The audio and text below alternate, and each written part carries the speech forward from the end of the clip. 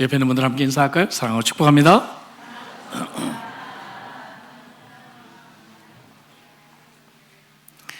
옆에 앉은 분들 잘 모르는 분들이 계시죠?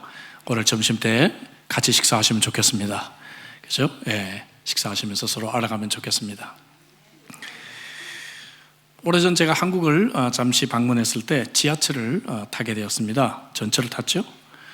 서서 가다 보니까 앞자리에 자리가 났어요. 그래서 앉으려고 하는데, 호주 살다 보면 동작이 좀 늦잖아요, 그죠? 천천히 앉으려고 하는데 갑자기 옆에서 어떤 아줌마가 밀치고 들어와서 엉덩이부터 싹 들어와서 그 자리를 차지하고 앉아버렸습니다. 거기까지는 좋은데 탁 앉고 나더니 오 주여 그러시는 거예요. 오 주여. 그래서 그냥 옆으로 자리를 조금 비켜서 다시 가는데, 그 다음 정거장에 역시 제 앞자리가 또 자리가 났어요. 그 아줌마 옆자리죠.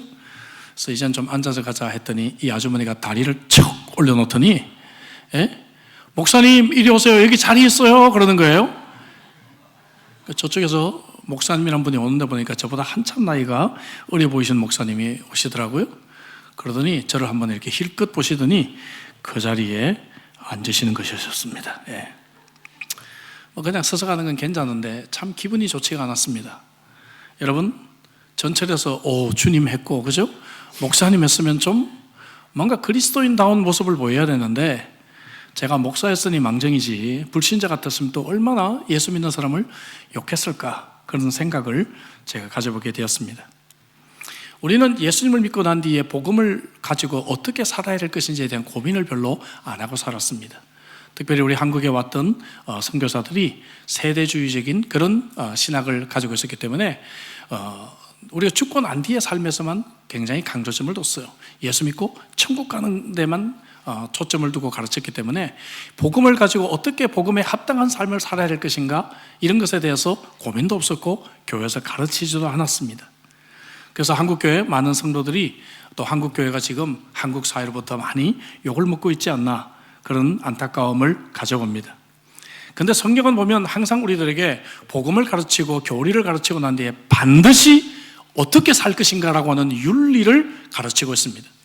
우리가 지금 로마서 큐티를 하고 있는데요, 로마서 제가 구조를 토요일 새벽 설교 때 여러분들에게 말씀드린 적이 있습니다. 11장까지 교리가 나오면 12장부터는 어떻게 살 것인가 윤리가 나옵니다. ethics. 그죠? 오늘 우리가 읽은 데살로니가 전서도 1장부터 3장까지는 이 doctrine, 이 교리에 대한 가르침을 주고요, 4장부터 ethics, 우리가 어떻게 그러면은 살아갈 수 있을 것인가 하는 데 대한 말씀을 우리들에게 주고 있어요.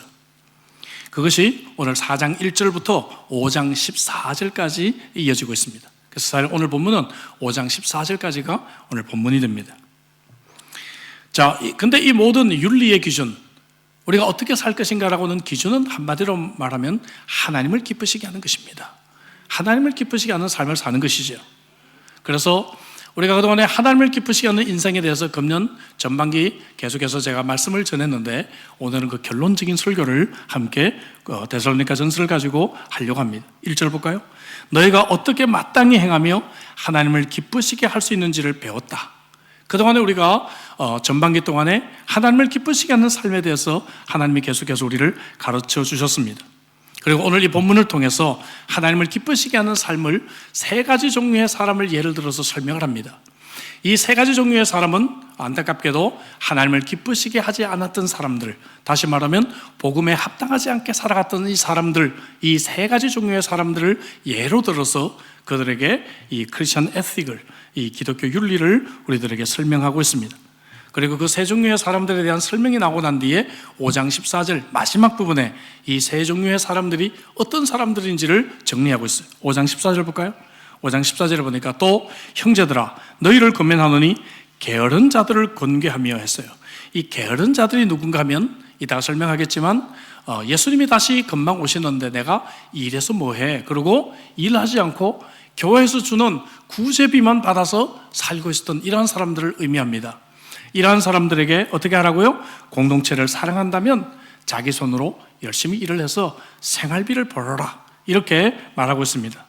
두 번째는 마음이 약한 자들을 격려하며 했습니다. 마음이 약한 자들이라고 하는 것은 어떤 자들이었는가 하면은 사랑하는 사람들이 먼저 세상을 떠나서 슬픔 가운데 아직 있는 사람들, 이런 사람들에게 어떻게 하라고요? 소망을 가져라, 이렇게 권고하고 있습니다. 슬픔이 인생 살지 말고 소망을 가지고 남은 인생을 살아라, 이렇게 권면하는 것이죠. 마지막으로 힘이 없는 자들을 붙들어주며 했어요.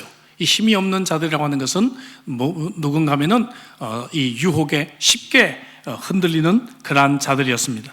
이러한 자들에게 하나님의 거룩처럼 거룩함을 지키는 삶을 살아라, 이렇게 세 가지 종류의 사람들을 향해서 세 가지 윤리를 말하는 것으로 여러분 이 데살로니가 전서가 끝이 나고 있습니다. 오늘 이 세 가지 윤리를 좀 구체적으로 생각해 보면 은혜를 받으려고 합니다. 먼저 힘이 없는 자들, 마지막 부분을 먼저 해보겠습니다. 자, 이것은 말씀드린 대로 유혹에 쉽게 흔들리는 그러한 자들입니다.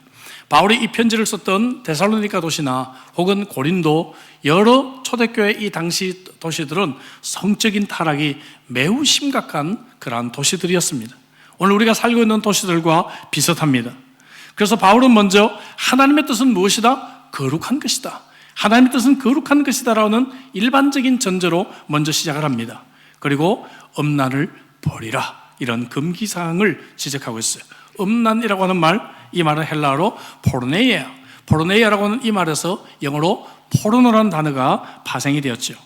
이것은 어떤 의미인가 하면 모든 비합법적이고 일리걸하고 비성경적인 non-biblical한 이러한 성관계, sexual relationship을 의미하는 그러한 단어입니다. 하나님은 분명히 결혼이라고 하는 이러한 테두리 안에서 부부의 성관계를 허락해 주셨습니다. 전문가들은 말하기를, 그래서 이 성이라고 하는 것은 가정의 벽난로와 같다. 벽난로 안에서 이 불을 지필 때는 가정에 따뜻한 온기를 주고 큰 유익을 주지만 벽난로 밖에서 불을 지피다가는 온 집안이 시커멓게 타버린다, 그렇게 경고를 합니다. 하나님이 우리에게 이 성관계를 우리에게 주신 목적은 세 가지, 3P입니다. Pleasure, Partnership, Production. 다시 말하면 부부가 서로 이 성을 통해서 즐거움을 누리게 하시고, 또 동반자로서 깊이 있는 전인격적인 파트너십, 교제를 갖도록 하시고, 그리고 프로덕션, 자녀를 생산할 수 있도록 성을 우리에게 주셨습니다. 그래서 복음에 합당한 삶이라고 하는 것은 무엇인가 하면 바로 이러한 건강한 성윤리를 내가 실천해가는 삶이다, 그렇게 말을 할 수가 있습니다. 이어서 이 성 문제에 있어서 음란을 버리고 거룩하게 살아가는 비결을 두 가지 제시를 합니다. 첫째, 4절 5절에 보니까 각각 거룩함과 존귀함으로 자기의 아내 대할 줄을 알고 하나님을 모르는 이방인과 같이 세격을 따르지 말고. 자, 무슨 말입니까? 아내, 남편, 결혼 얘기가 나옵니다. 성경은 언제나 남성과 여성의 1대1의 이 결혼을 결혼으로 인정을 합니다. 고린도전서 7장 2절에서도 음행을 피하기 위하여 남자마다 자기 아내를 두고 여자마다 자기 남편을 두라. 9절에서도 만일 절제할 수 없거든 결혼하라. 정욕이 불같이 타는 것보다 결혼한 것이 나으니라. 이렇게 우리들에게 음란을 버리고 거룩하게 살아가는 비결 중에 하나로 결혼을 우리들에게 권장하고 있다 하는 것입니다. 제가 아는 호주 장로교 목사님은 나이가 한 50 가까이 됐는데 여전히 싱글입니다. 그래서 자기는 이 말씀 앞에서 부끄러움이 없대요. 자기는 별로 성욕이 없고 자기는 결혼 안 해도 충분히 혼자 살아갈 수 있고, 그리고 죄 짓지 않고 자기는 사역할 수 있다고 합니다. 뭐 그런 분들은 싱글로 살아도 괜찮다는 것이죠. 그래서 성경은 늘 이렇게 남성과 여성의 이 결혼을 우리들에게 권장을 하고 있는 것입니다. 결혼을 벗어난 혼전 관계라든지 혼외 관계라든지 동성 관계라든지 이런 모든 것들이 성경적이지 않다라고 우리들에게 가르칩니다. 저는 대학생들, 젊은이들의 성의식에 대해서 계속해서 조사를 하고 연구를 하고 있습니다. 근데 한국 대학생들의 예를 들면 90% 가까이가 성관계와 결혼은 아무 상관이 없다, 그렇게 답을 하고 있습니다. 매우 비성경적이죠. 그리고 그들 통계에 보면 만난 지 6개월 이내에 80% 이상이 이미 성관계를 하고 있고 20%는 일주일 이내에 성관계를 한다라고 답을 하고 있습니다. 이것이 오늘 우리가 살고 있는 이 세상의 문화입니다. 자, 또 한 가지 성에 대해서 우리들에게 권고하는 것은 존귀한 태도를 가져라, 이 말이죠. 존귀한 태도. 6절을 볼까요? 분수를 넘어서 형제를 해하지 말라. 분수를 넘어서 경계를 넘어서지 말라. 그 말이죠. 경계, 보더. 이 보더를 넘어서지 말라 그 말입니다. 그래서 상대방을 귀하게 여기라. 아까 읽었던 말씀에서도 아내를 존귀하게 여기라. 이런 말씀을 우리에게 주고 있는 것입니다.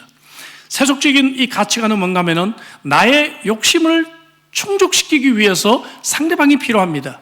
그래서 상대방의 인격이 무시되고 상대방은 하나의 오브젝트, 하나의 목적이 되고 마는 것이죠. 수단이 되고 마는 것이죠. 이것이 세속적인 가치관입니다. 그러나 성경적인 가치관은 하나님이 똑같이 창조한 사람이기 때문에 이 사람을 존귀히 여기라, 귀하게 여기라, 상대방을 귀하게 여기라, 이렇게 우리들에게 가르치고 있는 것입니다. 여러분들의 이성들을 존귀히 여기시기를 주의 이름으로 축복합니다. 이것이 성경적인 가르침이에요. 존귀하게 여기라는 것입니다. 내 쾌락을 위한, 나의 즐거움만을 위한 하나의 도구로 상대방을 전락시키기 때문에, 그래서 여러 가지 성폭행이 일어나게 되고 살인이 일어나게 되고 그리고 속임이 일어나게 되고 많은 죄악들이 생기게 되는 것입니다. 세속적인 가치관의 기준은 늘 나입니다. 나의 만족과 내가 하고 싶은 것, 이것이 초점이에요. 그러나 성경적인 윤리의 기준은 무엇인가 하면 하나님이 어떻게 생각하실까? 하나님이 기뻐하시는 것일까? 그리고 상대방을 존귀히 여기고 상대방을 존중해 주는 것인가? 이것이 먼저 우리들에게 있는 그런 패러다임인 줄로 믿습니다. 아멘이십니까 여러분? 6절 마지막에 보니까 이 일에 하나님께서 신원하여 주신다. 왜 이렇게 어려운 말을 썼는지 잘 이해가 되지 않습니다. 영어 성경 보니까 The Lord will punish man for all such sins. 하나님께서 이 모든 일에 심판하신다. 하나님이 보고 계신다는 것입니다. 하나님의 숨결이 있고 하나님의 손길로 만든 하나님이 창조한 영혼들이기 때문에 내가 그 사람들을 도구로 삼고 이용하려고 하는 것을 하나님은 보고 계시고 하나님은 그 모든 일에 심판하실 것이다, 이렇게 말씀하고 있는 것이죠. 우리가 이것을 알면 정말 우리가 상대방을 도구화시키지 않고 상대방을 존귀히 여겨줄 수 있으리라고 믿습니다. 이것이 바로 여러분 하나님의 거룩을 닮아가는 길이고 하나님을 기쁘시게 하는 삶인 줄로 믿습니다. 자, 두 번째는 게으른 자들이에요. 자, 게으른 자들이 누군가? 아까 말씀드렸죠? 이 게으른 자들은요, 그 당시에 예수님께서 금방 오셨는데 내가 일해서 뭐해? 직업을 그만둬 버렸어요. 여러분, 직업을 그만두니까 돈이 없잖아요. 먹고 살 수가 없잖아요. 그러니까 교회에서 다른 사람이 열심히 노동하고 번 것들을 가지고 구제를 해서 먹여 살렸단 말이죠. 공동체에 큰 염려가 되고 근심이 되는 이러한 사람들입니다.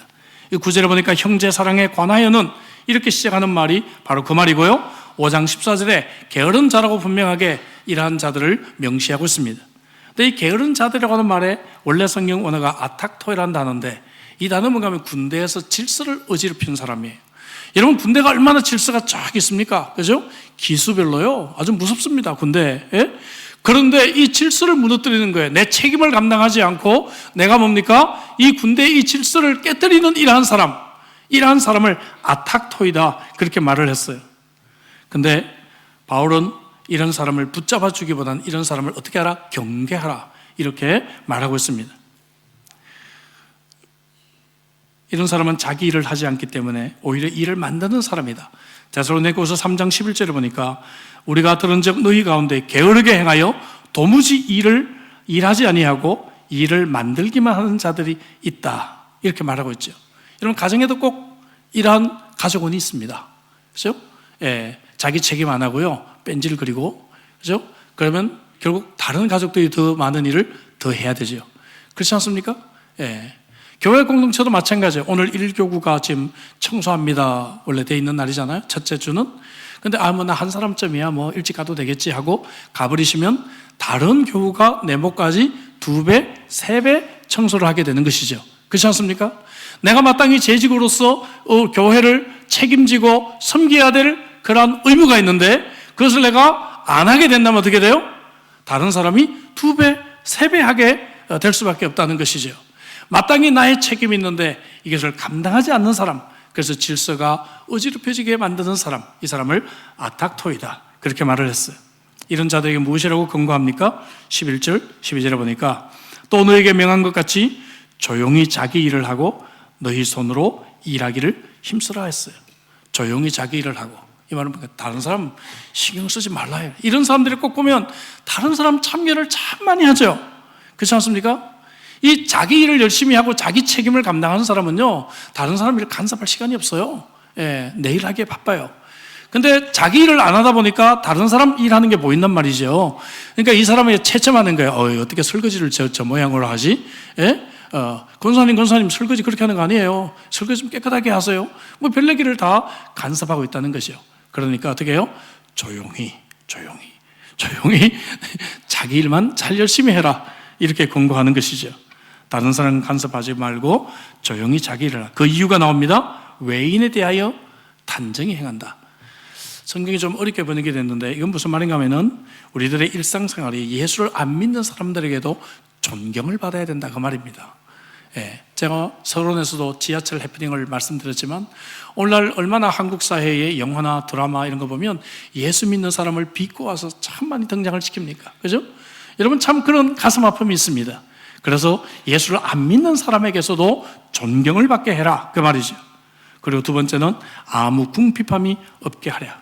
아까 말씀드린 대로 내가 돈을 벌지 않아서 다른 사람이 번 것 가지고 함께 나눠서 공동체가 살아가게 되면 그만큼 이 공동체는 가난하게 되고 어려울 수밖에 없다는 것입니다. 마땅히 여러분 학교를 졸업했으면 직장에 취직을 하고 뭔가 돈을 벌어야지. 예? 한국 가니까 왜 이렇게 취준생들이 많아요? 취준생들. 예?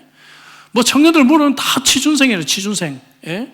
물론 일정 기간은 좋은 취업을 위해서 뭐 정말 시험 준비 이런 걸 할 수가 있죠. 할 수가 있는데 아니 보니까 7년째 취준생이라 하더라고요. 7년째. 예? 그래서 이건 틀렸다 이거는.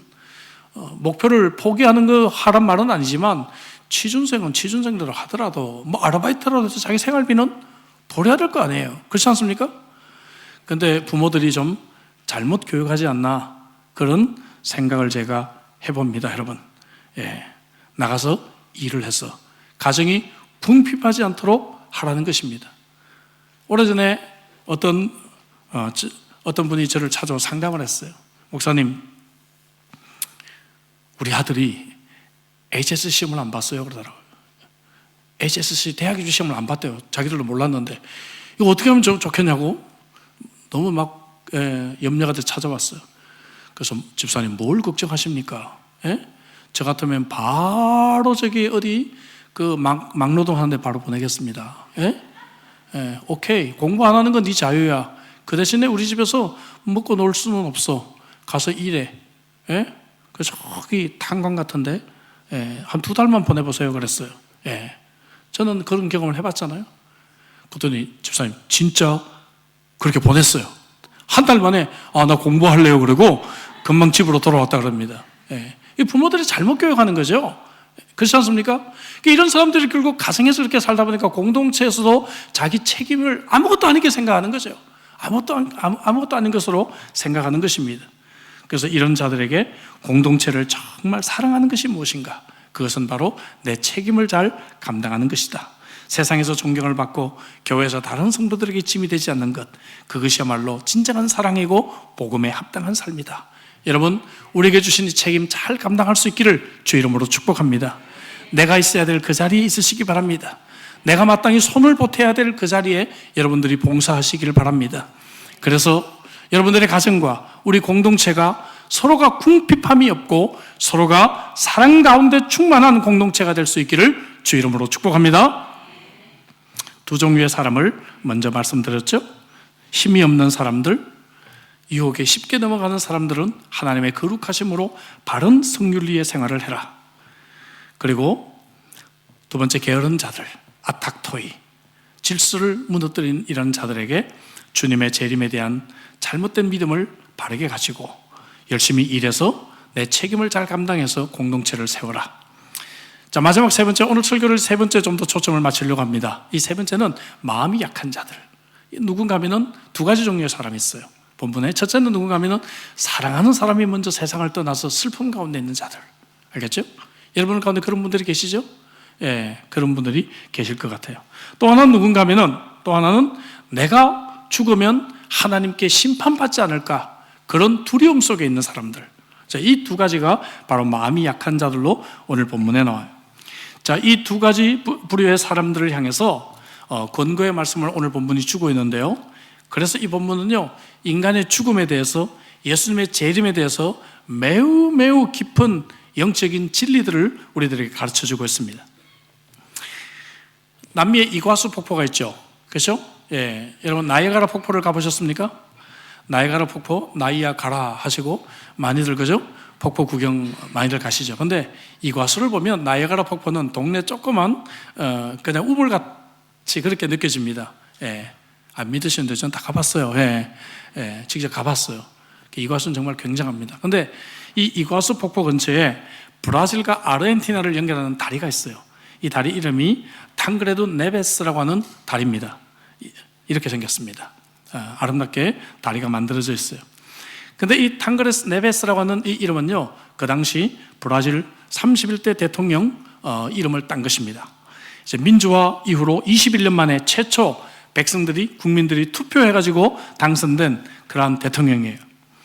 저희가 10년 전에 칼레 포럼으로 이 브라질을 갔었습니다. 다음 주에는 베트남에서 하게 됩니다. 칼레 포럼은 우리 오카노 목사님 제자훈련 동역자들의 그러한 담임 목사님들의 만남이고 1년에 한 번씩 저희들이 모여서 서로 포럼하고 서로 가르치고 서로 배우고 함께 교제하는 굉장히 중요한 그런 포럼입니다. 그래서 브라질에서 열렸을 때 이 다리를 지나가게 되었는데 브라질에서 사역하시던 목사님께서 이런 말씀을 들려주신 것이 기억이 납니다. 탕그레드 네베스 대통령이요, 대통령이 되고 난 뒤에 자신만만했어요. 그래가지고 농담반 진담반으로 하나님도 내 자리를 빼앗을 수 없다 라고 그렇게 이야기를 했는데 취임 일주일 만에 1985년 3월 14일 교회에서 예배를 드리다가 쓰러지게 됩니다. 쓰러져서 소화기관에 여러 차례 수술을 받다가 불과 5주 만에 세상을 떠나고 말았다는 것이죠. 물론 국민들의 사랑을 받아서 그의 이름을 딴 다리도 있고 그의 이름을 딴 공항도 있습니다. 하지만 우리 인간에게는 언제든지 찾아올 수 있는 이 죽음이라는 것을 너무 과소롭게 여기지 않았나, 그렇게 여러분 우리들에게 교훈을 던져주고 있는 것입니다.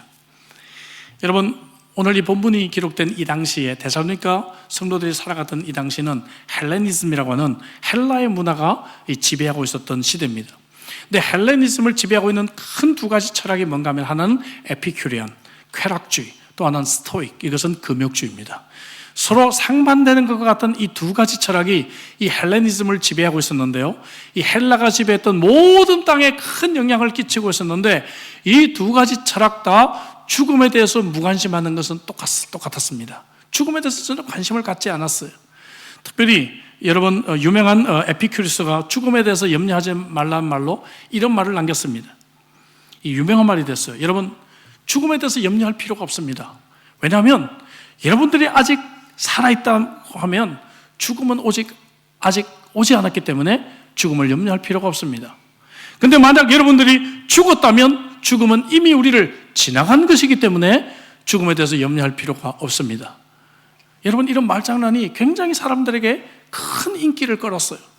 그래서 이 모든 여러분 헬레니즘에 속했던 사람들은 죽음에 대해서 별로 생각하지 않고 죽음을 가볍게 여긴단 말이죠. 그런데 막상 내 사랑하는 부모가 세상을 떠나고 내 사랑하는 아내와 남편이 세상을 떠나고 심지어 내 자녀가 세상을 여러분 떠났다고 생각해 보세요. 또 그런 분들이 계십니다. 이 자리에. 어떻습니까? 죽음이 그렇게 가볍습니까? 큰 슬픔이 여전히 우리를 지배하고 우리를 다스리게 있다는 것이죠. 그래서 오늘 이 본문은 이 기회에 죽음이 무엇인가에 대해서 우리들에게 말하고 있어요. 죽음은 뭔가? 죽음은 뭔가?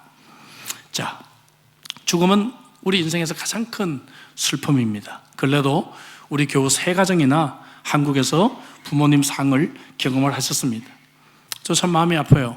저나 제 아내나 이곳에서 오래 살면서 부모님 소천하셨다는 소식을 전화로 듣고 비행기를 타고 장례를 했던 그런 아픔이 있습니다. 그래서 심리학에서는요, 이 사이콜로지에서는 인간이 겪을 수 있는 최고의 슬픔과 스트레스를 100으로 정의를 하고 그것이 뭔가 하면 배우자의 죽음이에요. 배우자의 죽음보다도 더 큰 이 땅에서의 슬픔과 고통은 없다는 거죠. 100으로 정해놓고 거기서부터 이제 이 스트레스 지수와 고통의 지수가 내려와요. 예. 다른 나라로 이민 가고 이러면 한 50 정도 돼요. 50 정도 되고, 예, 여러분들이 폴리스한테 딱지 떼고 이러면 한 5 정도 됩니다. 예. 그래서 이렇게 이 스트레스, 이 지수를 우리가 이렇게 전문가들이 정해놨어요. 우리 사랑하는 자가 세상을 떠나면 달라지죠. 그죠? 달라집니다. 예. 저도 정말 제 가장 가까운 분이 제 아버님 돌아가셨을 때 2001년에 그때 제가 하나님 앞에 회개했어요. 제가 목사로 여러 번 장례도 하고 정말 성도들이 가족을 떠나볼 때 정말 제 마음도 슬펐는데 이렇게 슬픈 것인 줄 처음 알았다. 제가 그렇게 고백을 하기도 했습니다. 우리에게 이런 질문이 있죠. 어디 가셨을까? 어디 가셨을까? 그리고 지금 괜찮으실까? 천국에서 잘 계실까? 내가 정말 다시 만날 수는 있을까? 이런 질문들을 가지게 된다는 것이죠. 13절을 볼까요? 형제들아, 자는 자들에 관하여는 너희가 알지 못함을 우리가 원하지 아니하노니 이는 소망 없는 다른 이와 같이 슬퍼하지 않게 함이라. 자, 잠자는 자들이라고 비유를 합니다. 이어지는 구절에서도 바울은 죽음을 잠에 비유합니다. 죽음은 잠처럼 일하고 난 뒤에 쉬는 것이고, 그리고 나중에 깨어나서 다른 삶을 사는 것처럼 우리가 죽음 뒤에 새로운 삶이 있다는 것을 우리들에게 가르치고 있어요. 그래서 우리가 이 죽음을 경험할 때 잠시는 슬프지만 하나님을 모르는 사람, 소망 없는 사람들처럼 슬퍼하진 않는다, 이렇게 말하고 있습니다. 이게 소망이라는 단어가 쓰여진 원래 원어가 엘립스라고 하는 단어인데요, 예. 이 엘피스라고 하는 이 단어는요 매우 독특한 단어입니다. 예수 그리스도를 통한 영원한 생명에 대한 기쁨과 확신에 가득 찬 기대, expectation. 이 단어가 바로 여러분 바로 여기서 소망이라는 단어예요. 엘피스라는 단어가 바로 그런 단어예요. 예수 그리스도 때문에 영원한 생명을 우리가 가지고 있는 것이죠. 그래서 우리 속에 기쁨과 확신을 가지고 기대하고 있는 것, 이것이 바로 소망이라는 단어입니다. 여러분들에게는 소망이 있기를 주 이름으로 축복합니다. 그리고 이 소망은 예수님이 다시 오시는 강림, second coming, 이 강림에 초점을 맞춰서 우리가 강림을 알 수 있도록 합니다. 데살로니가 교인들은 어떤 고민을 했는가 하면 예수님 오시기 전에 죽은 자들은, 그죠? 예수님 오시기 전에 죽었기 때문에 예수님과 세퍼레이트 된 것이 아닌가, 분리되어 있는 것이 아닌가. 그리고 우리는 살아있다가 예수님이 오셔서 만나게 되면 우리하고도 영원히 그러면 분리된 것이 아닌가, 이런 질문들을 그들이 가지게 되었다는 것입니다. 비교적 성경을 많이 연구하고 신앙생활을 했던 분들은 이제 우리는 성경을 통해서 이것을 잘 알고 있지만 초대교회 성도들은 이런 질문들이 그들에게 있었어요. 자, 14절 15절을 볼까요? 예수 안에서 자는 자들도 하나님이 그와 함께 데리고 오시리라. 할렐루야. 하나님이 그와 함께 누굴 데려와요? 먼저 죽은 사랑하는 우리의 가족들을 데리고 오신다, 이렇게 약속해주고 있는 것입니다. 주께서 강림하실 때까지 우리 살아남은 자들도 자는 자보다 결코 앞서지 못한다. 우리가 예수님 오실 때 살아있다고 해서 먼저 죽은 자들보다 나을 건 하나도 없다, 그 말이죠. 똑같다, 그 말이에요. 똑같다, 이렇게 말하고 있는 것입니다. 이 강림이라는 단어, 파루시아라고 하는 이 단어는 왕이 많은 사신들을 데리고 오는 것을 뜻합니다. 예수님 오실 때 예수님 혼자 오시는 것이 아니고 천사들은 물론이거니와 먼저 죽은 내 사랑하는 가족도 함께 예수님이 데리고 오신다, 그 말이에요. 데리고 오신다. 할렐루야. 예. 먼저 죽은 사랑하는 사람이 없으신 것 같아요. 예, 별로 기대가 없으신 거 보니까. 예. 먼저 죽은 사랑하는 자들을 주님이 데리고 오신다. 우리는 그들을 다시 만날 수가 있다. 그러면서 종말에 대해서 4가지를 우리에게 사건을 설명합니다. 16절 17절 보니까 주께서 호령과 천사의 소리와 하나님의 나팔 소리로 친히 하늘로부터 강림하신, 첫째는 강림, 주님이 이제 다시 오신다고 말이죠. 여기 보니까요 천사의 호령, 천사의 소리, 나팔 소리, 이런 것들은 놀라운 권위를 의미합니다. 권위 있게 오신다, 그 말이죠. 그 다음에 그리스도 안에서 죽은 자들이 먼저 일어나고 부활해요. 그죠? 죽은 자들이 어떻게 된다고요? 부활할 것이다. 할렐루야. 그 다음에 그 이후에 우리 살아남은 자들도 그들과 함께 구름 속으로 끌어올려 뭡니까? 휴거 될 것이다. 휴거, 랩처, 휴거 될 것이다. 끌어올려질 것이다. 공중에서 주를 영접하게 하시리니 그래야 우리가 항상 주와 함께 있으리라. 영원한 교제, 영원한 교제. 할렐루야. 제가 이 엄청난 이야기를 하는데 별로 흥분이 안 되신 분들이 계시는 것 같아요, 아직. 예? 놀라운 말씀이죠. 14절에 종말의 때 하나님이 먼저 죽은 자를 데리고 온다 했는데 16절에 여기서 그들이 어떻게 된다고요? 부활한다. 그래서 그들은 그리스도 안에서 자고 있는 자들이고 그리스도와 함께 다시 오실 것이다. In Christ, with Christ.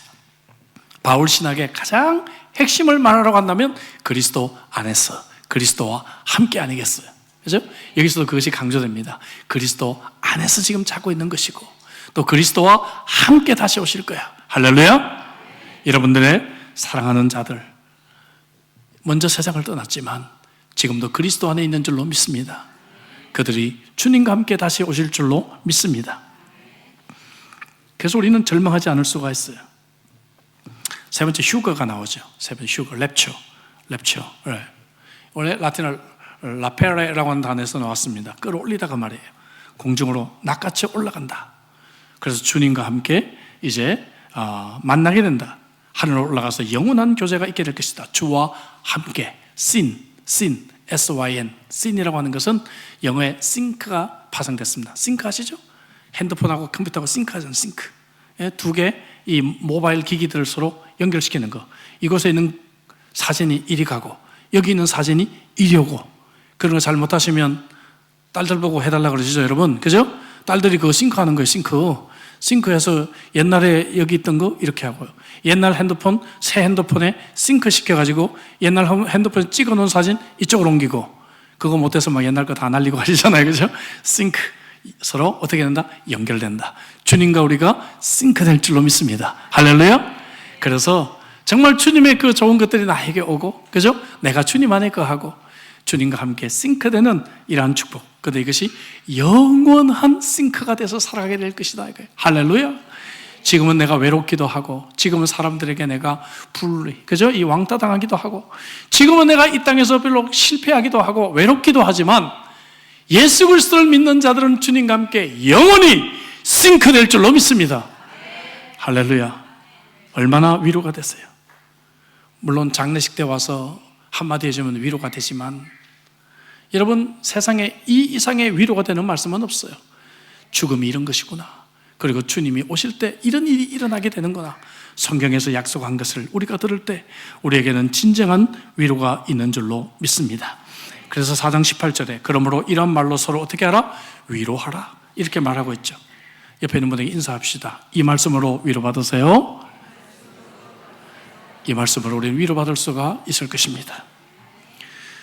자, 두 종류의 사람이 그렇죠. 하나는 이렇게 먼저 가족이 세상을 떠나 슬퍼하고 있는 사람, 또 하나는 누구예요? 내가 죽고 난 뒤에 하나님의 심판받으면 어떡할까 염려하고 있는 그런 사람들이었어요. 예. 자, 그래서 이거는 이 데살로니가 성도만의 문제가 아니죠. 오늘 우리도 그런 마음을 가질 때가 있지 않습니까? 그래서 이 기회에 이 재림에 대해서 바울이 설명하고 있습니다. 먼저 재림의 때입니다. 언제예요? 잘 몰라요. 13절을 볼까요? 형제들아, 때와 시기에 관하여는 너에게 쓸 것이 없다. 그리고 2절에 보면 도둑같이 오고, 3절에 보면 해산하는 여인이 아기를 낳는 것 같다. 이렇게 두 가지 비유를 우리들에게 주고 있습니다. 여러분, 도둑은 경고하지 않고 옵니다. 도둑이 뭐 이렇게 경고하고 갑니까? 내가 몇 날 몇 시에 제가 가서 뭐를 훔칠 겁니다. 경고하지 않아요. 그죠? 그리고 해산한 여인은 대략은 알지만 역시 정확한 때를 알 수가 없습니다. 이런 것처럼 주님이 오시는 때는 우리가 알 수가 없다는 것이죠. 그래서 때가 중요한 것이 아니라 재림을 준비하는 것이 중요하다는 것이죠. 그렇지 않습니까? 예. 그래서 6절을 볼까요? 오직 깨어 정신을 차릴지라 했어요. 깨어 정신을 차릴지라. 예. 옆에 분에게 한번 합시다. 깨어 정신을 차리십시오. 아유, 예. 졸던 분들이 아주 눈을 확 뜹니다. 그죠? 깨어 정신을 차리라. 깨어 정신을 차리라. 왜? 우리가 잠잘 때 도둑이 온다고 말이죠. 잠잘 때 대비를 못한다 이거죠. 그래서 우리가 잠들지 말고 깨어서 정신을 차리고 설교 듣고, 그죠? 정신을 차리고 봉사하고 정신을 차리고 우리가 하나님이 기회를 주셨을 때 주님 위해서 살아라 그 말이에요. 예? 제가 여러분들하고 함께 슬픔을 나눴지만 근래 우리 호주 장로교단에 참 나이가 갓 50이 된 목사님 갑자기 주무시다 세상을 떠나시고, 작년에 너무너무 제가 사랑하는 우리 칼렛의 참 귀한 목사님 새벽기도 가시다가 교회에서 넘어져서 뇌진탕으로 세상을 떠나시고, 또 영주에 계신 어느 목사님 암으로 좀 회복이 됐나 싶다가 원로 목사 딱 몇 개월 남겨놓고 세상을 떠나시고, 참 이런 여러분 이 슬픔을 경험하다 보니까 그렇구나, 우리에게 주어진 삶 깨어 정신을 차리고 살아야 되겠구나, 여러분 그런 마음이 더욱 듭니다. 깨어 정신 차리시기를 주의 이름으로 축복합니다. 빛 가운데 있을 때 우리는 당황하지 않고 주님을 맞을 수가 있어요. 그래서 성경은 우리들에게 적극적으로 준비하고 적극적으로 무장하라. 8절 볼까요? 5장 8절에 우리는 낮에 속하였으니 정신을 차리고 믿음과 사랑에 호심경을 붙이고 구원의 소망의 투구를 쓰자 했습니다. 할렐루야. 그럼 여러분들에게 한번 퀴즈를 내볼게요. 주님은 밤에 오실까요? 주님은 낮에 오실까요? 몰라요? 모르긴 하는데 제가 이렇게 말하고 싶어요. 주님을 알지 못하는 사람, 준비하지 않은 사람에게는 주님은 밤에 오시고, 이 재림을 잘 준비하는 자들에게는 주님은 낮에 오신다. 할렐루야. 그렇게는 말할 수가 있겠지요. 그렇게는 말할 수가 있을 거예요. 뭐 우리가 생각하는 낮 밤이 아니고, 그죠? 상징적으로 그렇게 말할 수가 있다는 것입니다. 자, 그래서 우리가 이 재림의 소망을 다시 한번 이야기합니다. 물론 우리가 빛의 자녀로 깨어서 정신을 차리고 잘 무장해야 되지만, 우리의 책임을 강조하지만 우리가 아무리 잘 준비한다고 해도 부족하잖아요. 그죠? 그런데 이 재림의 소망을 나에게 두지 않고 하나님께 둘 수 있다는 거예요. 이것이 9절 10절입니다. 5장 9절 10절. 하나님이 우리를 세우심은 우리를 노하심에 이르게 하심이 아니요 오직 우리 주 예수 그리스도로 말미암아 구원을 받게 하심이라. 할렐루야. 하나님이 우리를 노하게 하려고 야 이리 와봐 뭐 그런 대상이 아니라 우리를 구원받게 하시려고. 그 다음 절에 10절에 예수께서 우리를 위하여 죽어서 우리로 하여금 깨어있든지 자든지 자기와 함께 살게 하려 하셨느니라. 할렐루야. 우리와 함께 살고 싶어서 주님이 그렇게 말씀하시는 거예요. 얘야, 나 너와 함께 살고 싶어. 너와 함께 살고 싶어. 그렇죠? 우리 부부 사이에 최고의 여러분 덕담이 뭐겠어요? 다시 태어나도 나는 당신하고 결혼할 거야. 웃으시는 분들 좀 수상합니다. 저는 일주일에도 몇 번씩 고백을 해요. 다시 태어나도 나는 당신하고 결혼할 거야. 그거 아니겠어요? 근데 주님이 우리들에게 뭐라고 얘기하십니까? 주님이 야, 난 너하고 살고 싶어. 너하고 살고 싶어. 주님이 그렇게 우리를 사랑하시고 그렇게 예뻐하시고, 여러분 이 주님의 사랑을 경험하시기를 주의 이름으로 축복합니다. 그래서 4장 18절과 같이 5장 11절도 결론적인 적용이에요. 5장 11절 같이 한번 읽어보도록 하죠. 다 같이. 그러므로 피차 권면하고 서로 덕을 세우기를 너희가 하는 것 같이 하라. 아멘. 피차 권면하고 덕을 세우라. 4장 18절에서도 서로 권면하고 위로하라 했는데 파라클레오라고는 헬라가 사용이 됐어요. 4장 18절에 슬픔 가운데 있는 자들, 사랑하는 자들이 먼저 세상을 떠나서 슬픔 가운데 있는 자들에게 파라클레오, 이 말은 그들을 위로하고 권면하는 것이에요. 근데 여기 5장 11절에 이제 내가 죽고 난 뒤에 하나님 앞에서 어떻게 내가 심판을 받을까 염려하고 있는 자들에게 파라클레오, 그것은 무엇입니까? 서로 덕을 세우라. 서로 격려해주고 덕을 세우라. 이 말은 무슨 말입니까? 집사님, 오늘 우리 남아서 사랑방하고 가요. 그죠? 덕을 세우는 것이죠. 서로 건면하고, 집사님, 오늘 우리 함께 우리 사랑방에 나오지 않은 사람 집에 찾아가요. 우리 전화라도 한번 해요. 우리 함께 신방해요.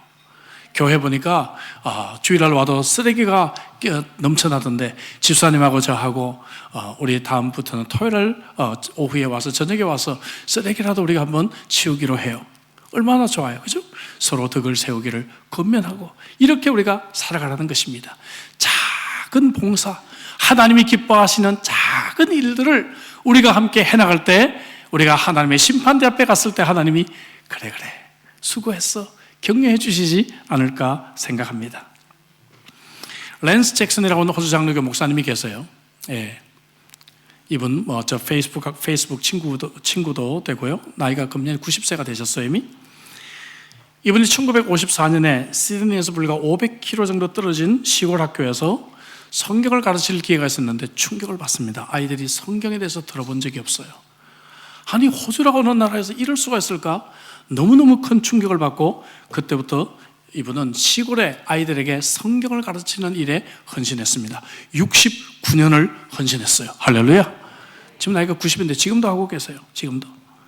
그래서 뉴사우스웨일즈의 48개 학교, 퀸슬랜드의 12개 학교, 사우스 오스트레일리아 3개 학교, 빅토리아 2개 학교, 어린 학생들에게 이 복음을 가르치고 있어요. 지금도 세계 학교 18개 클래스를 아마 방문하는 것으로 알고 있습니다. 근데 이분이요, 32살 때 3살 된 아들을 이제 암으로 세상을 떠나보내는 큰 슬픔을 경험하게 됩니다. 이 슬픔이 있고 난 뒤에 그때 동네 사람들이 사모님에게 그런 이야기를 합니다. 하나님의 사랑을 이제 믿을 수가 없으니 목회는 그만두지 않겠습니까? 목회는 그만두지 않겠습니까? 그때 이 부부가 그렇게 말을 했어요. 아닙니다.